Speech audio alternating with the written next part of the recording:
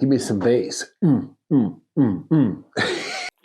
know, a cone might seem one of the easiest objects to draw, but if you don't get the base right, man, you've got problems. The base of a cone is made up of an oval. We gotta get that working for you. So in today's video, I'm gonna show you step by step, starting with a minor axis, getting an oval, which will lead us into this great looking light fixture. It's gonna bring some light in your life. My name's Kurt. I'm a dad who draws. Come on, let's get to work. Well, of course, the cone starts off as an oval or a circle base. A circle that has been foreshortened, which is an oval. And if you remember from our lesson on drawing ovals, you need to draw a line that is the minor axis, and A needs to be reflective of B. You know, you don't want to draw your ovals like this. You see that? A, if I folded this over along this minor axis, those two wouldn't be reflective. If you do draw an oval like this, your minor axis has got to change its direction. A and B. I'm going to put a big Monday morning X right there. No good. So a cone, a cone will start off with an oval as its base. And you could just kind of, the center line is going to be where your minor axis is, and you're going to kind of guesstimate where the center is there. Extend a vertical, just like our pyramid, and then connect the sides, and there you have a cone shape. And this, if you draw an oval that's wider,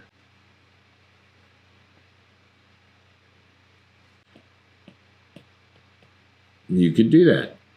And your cone is going to be, it could be any height you want, but the base is going to have a little bit more roundness to it.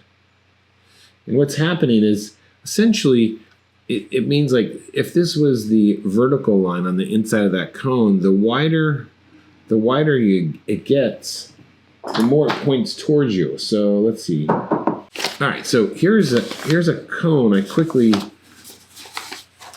folded together. Okay, the more you see of the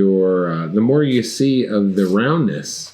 See, as I turn the roundness towards you, the cone starts to point. You start to take more of a top view. You see what I mean? If you were flying in a drone and you flew toward the top of your cone, you would see more, the base would be more round. Where if you got more at eye level, your base is going to be more foreshortened. Look at this here. You've got two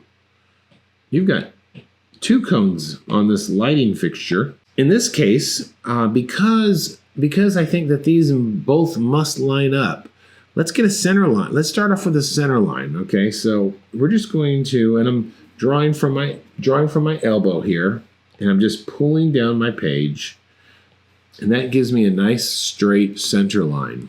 And let's start off with this one on the bottom down here. So our eye level is actually below the bottom of that cone. What we're looking for here, this is going to be our center line. We're going to put 2 marks to establish the edges of our cone. So let's put a mark there. Okay. And this is going to be our minor axis. So starting from right here, let's go ahead and draw our oval.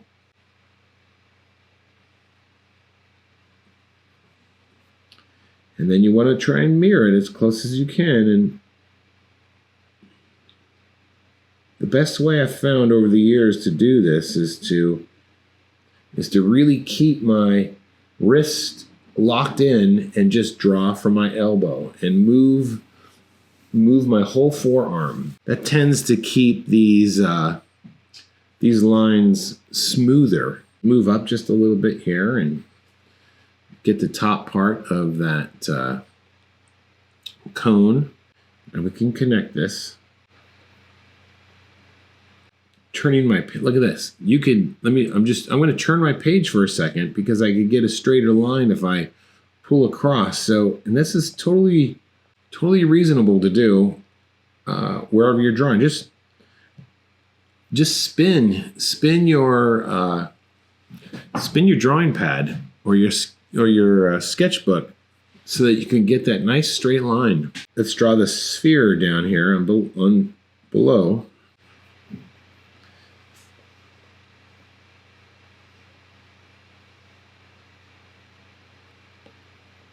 I put a little mark here to signify where the tip is going to be of the other cone.